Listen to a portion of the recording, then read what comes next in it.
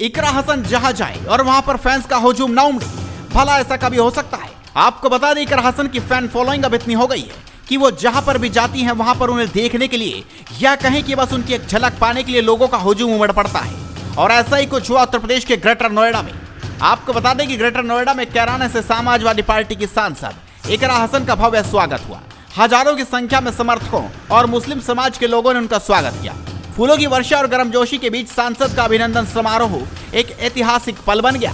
यह आयोजन ग्रेटर नोएडा के हल्द्वानी गांव में हुआ, जहां समाजवादी पार्टी के कार्यकर्ता और स्थानीय लोग बड़ी संख्या में उपस्थित रहे। सांसद इकरा हसन के हल्द्वानी गांव पहुंचने की खबर मिलते ही वहां पर समर्थकों का तांता लग गया। जब सांसद का काफिला गांव पहुंचा तो स्थानीय निवासियों और मुस्लिम समाज ने फूलों की वर्षा करते हुए उनका स्वागत किया। यह दृश्य भावनात्मक और प्रेरणादायक था, जिसमें न केवल स्थानीय कार्यकर्ताओं ने बल्कि युवाओं और महिलाओं ने भी बढ़ चढ़कर भाग लिया। सांसद का स्वागत देखकर उनके समर्थकों में उत्साह की लहर दौड़ गई।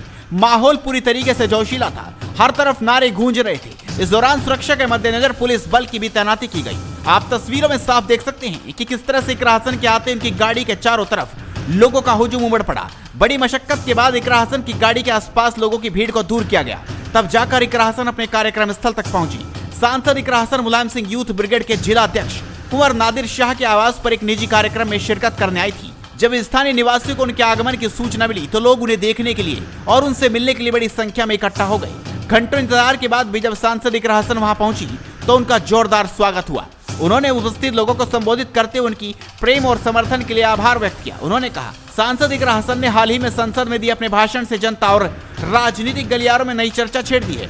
उन्होंने संविधान के अनुच्छेद 15 का हवाला देते हुए उत्तर प्रदेश में कानून व्यवस्था पर सवाल उठाए थे। इकरा हसन कैराना से समाजवादी पार्टी की सांसद एक युवा और मुखर नेता के रूप में जानी जाती है। वो सामाजिक न्याय और अल्पसंख्यकों के अधिकारों की वकालत करती हैं। संसद में उनके बेबाक बयानों ने जहां समर्थकों को प्रेरित किया है, वहीं विरोधियों ने उनकी आलोचना भी की है। संभल में जो हुआ वो सबके सामने है।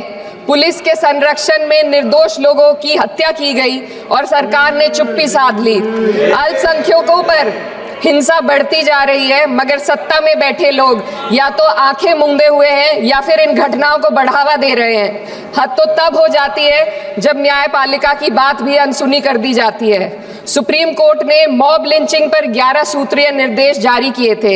इसमें साफ कहा गया था कि राज्य सरकारें और पुलिस इस तरह की घटनाओं को रोकने और दोषियों पर सख्त कार्रवाई करने के लिए जिम्मेदार है, लेकिन आज भी इन निर्देशों पर अमल नहीं हो रहा है। हाल ये है कि मॉब लिंचिंग को रोकने की बजाय सत्ता में बैठे लोग आग में घी डालने का काम कर रहे हैं। उनकी जुबान से ऐसी बातें निकलती हैं जो नफरत को और बढ़ावा देती है। ये अशांति अब इतनी गहराई तक फैल चुकी है कि हमारे समाज के धर्मनिरपेक्ष चरित्र पर गंभीर सवाल उठ रहे हैं। साल की शुरुआत में ही कई राज्यों में दुकानदारों को अपने नाम बोर्ड पर लगाने के लिए मजबूर किया गया। इसे सेहत और सुरक्षा के कानूनों का हिस्सा बताया गया, मगर असल मंशा कुछ और थी। ये कदम खास तौर पर मुसलमान दुकानदारों को निशाना बनाकर उठाया गया ताकि उनकी रोजी रोटी पर चोट की जाए। पिछले हफ्ते मुरादाबाद में एक मुस्लिम डॉक्टर को हिंदू बहुल्य मोहल्ले में घर खरीदने पर विरोध झेलना पड़ा।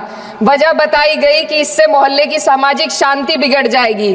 अब आप ही बताइए, क्या ये वजह सही है, जायज है? असल में ये छोटी बड़ी घटना इस बात का सबूत है कि सांप्रदायिकता को बढ़ावा देने वाले बयान और नीतियां हमारे समाज को अंदर से खोखला कर रही है। तो आपका इस खबर पर क्या कुछ कहना है, हमें अपनी राय कमेंट कर जरूर बताएं। साथ ही जुड़े रहें खबर पुस्तक के साथ।